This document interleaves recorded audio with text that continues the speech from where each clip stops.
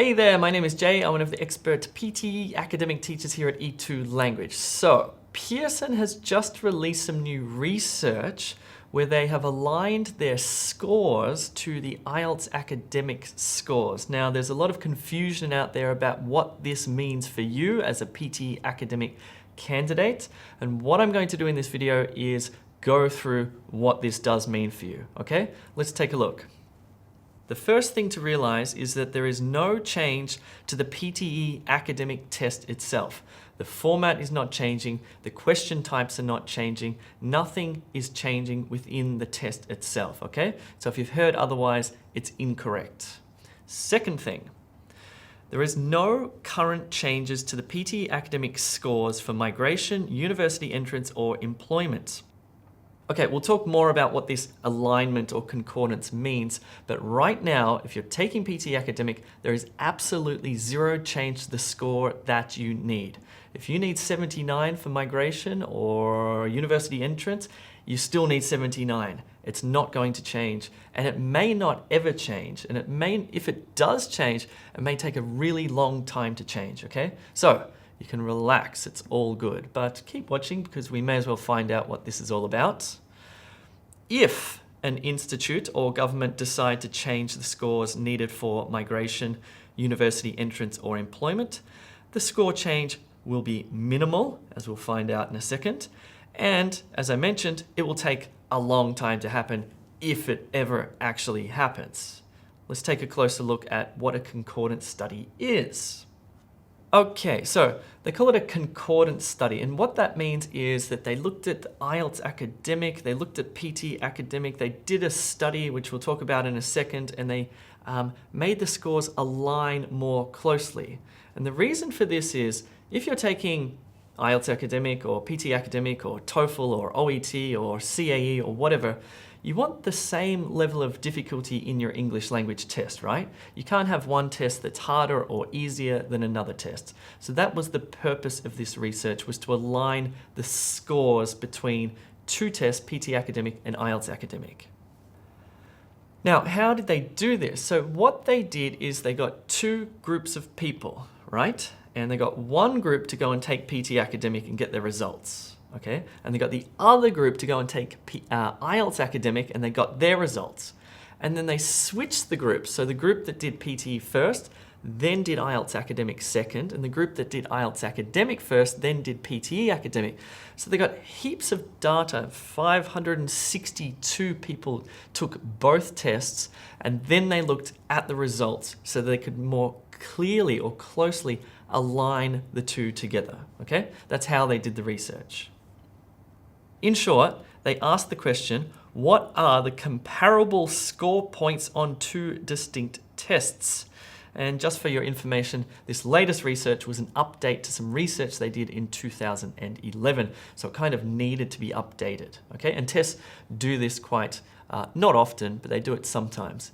In fact, IELTS just did a concordance study with PTE Academic, but they haven't released the research yet. So tests do it sometimes, and sometimes they release the research, sometimes they don't. Okay, so this was the, or still is, I should say, this still is the concordance or the alignment between PTE Academic and IELTS. Let's look at what the new research said though about this, okay? So here if we look, we can see the PTE original score, we see the PTE updated score, and we see the equivalent IELTS score. And remember, this in no way affects current PTE academic candidates, and even if these score changes happen, they won't happen for a long time. But let's take a look anyway.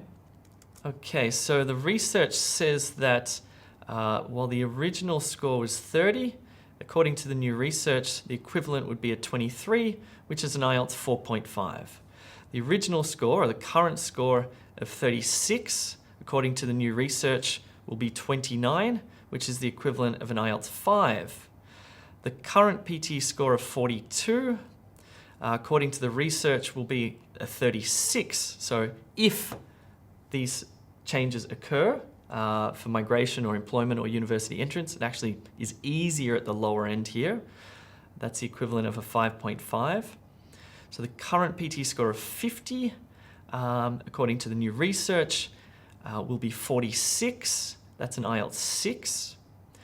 The current PTE score of 58 will be 56. That's the equivalent of an IELTS 6.5. So in the future, maybe if you're applying for a university and you need a 6.5, in the future, you might just need to get 56 in PTE Academic, not 58. Okay, so it's actually decreased by 2 points.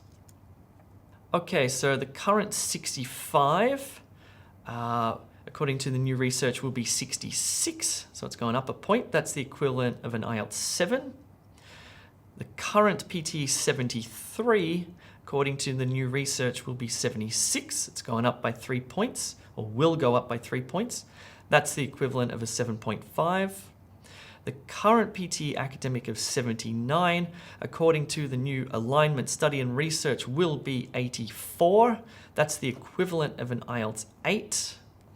And finally, I don't know if anyone's trying to get this high, but the current 83, according to the new research, will be 89. That's the equivalent of an IELTS 8. So the most important one here is here. So maybe in the future, it will go up by a few points. If you're aiming for that 79, it will become slightly more challenging. Or if you're aiming for that 7 or 65, this one will go up by 1 point. So just a tiny increase in difficulty. Or if you're aiming for a 6.5, it'll actually go down in difficulty, become slightly easier. Anyway, one more final reminder about this. No current changes to the scores you need for migration, employment, or university entrance. So what does all this tell us? Well, right now, this is all theoretical and it has no impact on you whatsoever. However, even if this is the case, and maybe in the future, if you're thinking about taking PTE Academic, might be next year or the year after or whatever, you still need to prepare. And you can worry all you want about slight score increases and decreases and concordance studies and stuff like that.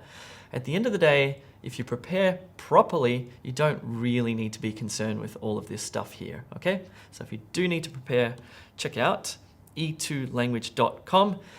And also, if you want clear, true information about any of this sort of stuff, follow us. You can subscribe to us on YouTube, follow us on Facebook, check out our blogs, check out our website, and you'll know that it's good information.